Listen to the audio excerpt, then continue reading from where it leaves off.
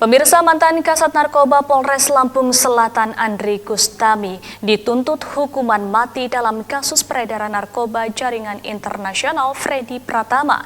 Terdakwa menyatakan keberatan atas tuntutan jaksa. AKP Andri Gustami dituntut hukuman mati dalam kasus peredaran narkoba jaringan internasional Freddy Pratama.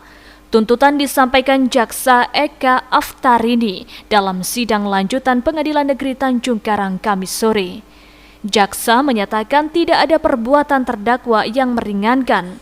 Jaksa menilai terdakwa sebagai aparat penegak hukum seharusnya membasmi peredaran narkoba, bukan membantu peredaran barang terlarang. Terdakwa Andri Gustami menggunakan jabatan untuk meloloskan sabu-sabu jaringan internasional Freddy Pratama. Hal ini dilakukan 8 kali. Terdakwa Andri Gustami juga menerima aliran dana 1,3 miliar dari jaringan narkoba Freddy Pratama. Uang tersebut digunakan untuk kepentingan pribadi. Terdakwa dijerat pasal 114 ayat 2 jungto pasal 132 ayat 1 Undang-Undang 35 tahun 2009 tentang narkotika. Memutuskan 1. Menyatakan terdakwa Andri Gustami SPK telah terbukti bersalah melakukan tindak pidana berhak atau hukum, melakukan pekerjaan yang melakukan membeli, menerima, menjadi transparan dalam jual beli, menukar atau menyerahkan narkotika bersatu dalam bentuk pesanan beratnya lebih dari 5 gram, sebagaimana dalam jawab pertama melanggar pasal 114 ayat 2 maupun pasal 132 ayat 1 nomor 3 tahun tentang narkotika. 2. Menjatuhkan pidana terhadap terdakwa Andri Gustami SPK dengan pidana mati. Kuasa hukum terdakwa keberatan dengan tuntutan jaksa. Jaksa dinilai hanya memenuhi kepastian hukum, padahal ada unsur lain asas keadilan. Karena alasan awal terdakwa terlibat jaringan narkoba untuk melakukan undercover terhadap jaringan Freddy. Tentunya tuntutan itu lahir dari sebuah keputusan keputusan aparat penegak hukum.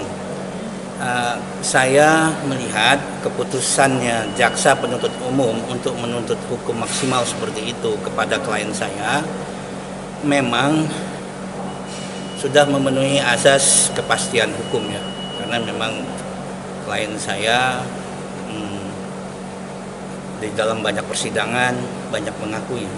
Tapi untuk menentukan keadilan itu tidak cukup dengan kepastian hukum. Ada 2 lagi yang harus dilengkapi oleh setiap aparat penegak hukum pada saat dia akan mengambil keputusan. Ada yang namanya asas keadilan, ada yang namanya asas kemanfaatan. Jadi menurut saya tuntutan tadi hanya memenuhi unsur kepastian hukumnya. Asas keadilan dan kemanfaatannya belum.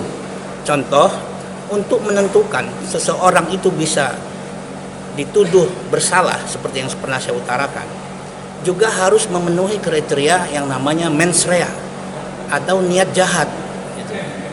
Jelas dalam terang benderang persidangan, klien saya bilang bahwa motif dia masuk dalam sindikat itu adalah untuk melakukan undercover. Ketika dikonfrontir, kenapa tidak izin sama atasannya? Waktu itu klien saya mengatakan bahwa dia ingin bergerak betul-betul senyap sehingga tidak minta izin kemana-mana. Holisa Sahara, Siger TV melaporkan.